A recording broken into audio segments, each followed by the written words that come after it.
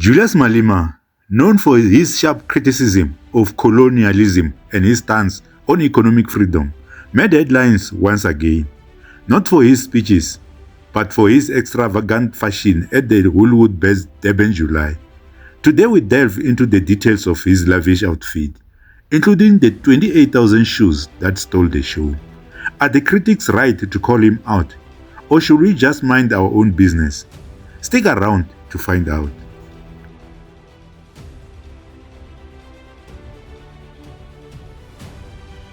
Greetings and welcome back to Inkari. It's time. I'm your host, Kondos. Julius Malema is a name synonymous with bold statements and controversial actions. But this time, it's his fashion choices at the Durban July horse racing event that have everyone talking. Let's take a closer look at what he wore, the reaction it sparked, and whether his critics have a point.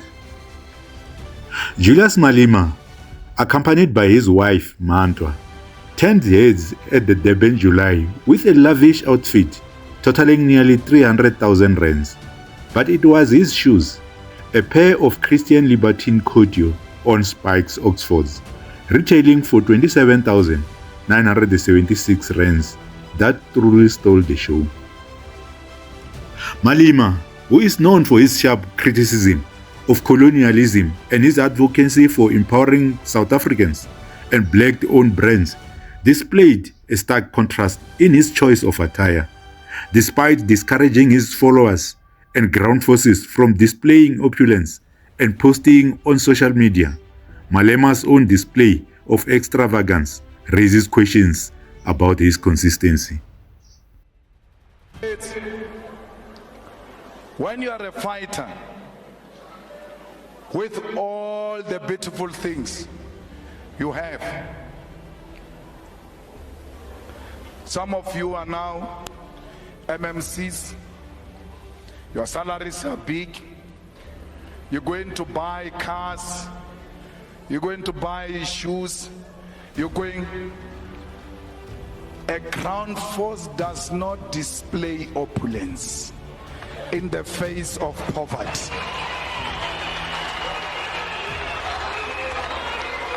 At all material times, it doesn't matter how beautiful your car is. Do not display opulence on Facebook, on Twitter, and everywhere else. Always be grounded and be humble. Social media erupted with reactions. Take a look at this one. At my 1 cent worth on X, formerly Twitter, said, enjoying the spoils of a looting spree in his 28,000 shoes. At EFF South Africa will no doubt protect their leaders' spending habits. He, like all other politicians, didn't get into politics to be poor.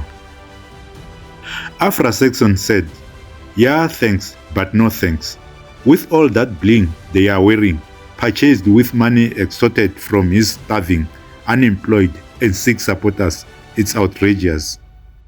However, not everyone was critical. Breaky on X defended Malema, saying, people need to be reasonable. This man was not at work. He attended Durban July with his wife.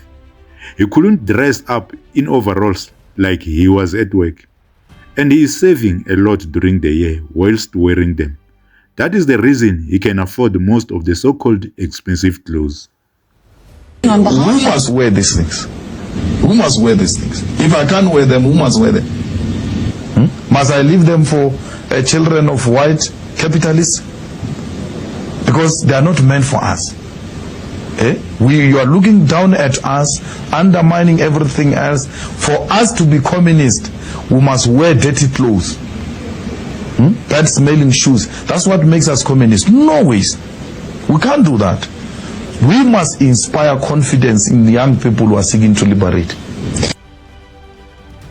It is important to note that Malema has made significant contribution to the community. He has built houses, supported the poor, and funded students at university. However, his lifestyle sometimes contradicts his public statements, leading to mixed reactions. A good businessman who wants to become a good citizen will not maximize profit at the expense of the well-being of our people. That a good businessman who's a good citizen will always ensure that you look after those who are around you, including your neighbors. It is not only for business people, it is also for all citizens who've got the means. It should be that you help those who are not related with you by blood. If you go around saying you are helping people and we ask you who, you say my cousin, my aunt and all of that's not help, that's an obligation. A help is when you help someone you don't know and you put a smile on those beautiful African faces, like the Colin Mashawane does to people who are not known to him. You cannot be a good businessman who doesn't look after the well-being of your workers. That workers must be paid on time, and be paid living wages. Because once you take care of one worker, the likelihood is that you are looking after 15 to 20 people in one family. Do not just treat this one face you see. You must see the many faces behind this one face. As a child of a domestic worker, I used to stand at the bus stop and wait for her when she returns from work. And every day she came out of a bus with a plastic. I knew she came back with leftovers. We are going to eat. That white person didn't know that by giving her leftovers, she was feeding more people behind that face. So you look at a worker, you must know that I'm carrying on my shoulders as a businessman the well-being of many other people. For because without you, a lot of people will go hungry. So, is Julius Malema genuine in what he says and stands for? The answer may not be straightforward.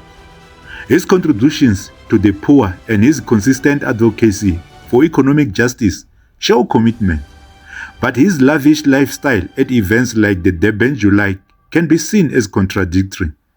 It's a topic that invites diverse opinions.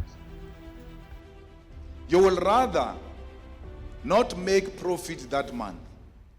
You will rather not buy luxury vehicles for that month. You will rather not spend money in the clubs. Always make sure that your workers get a salary at the end of the day.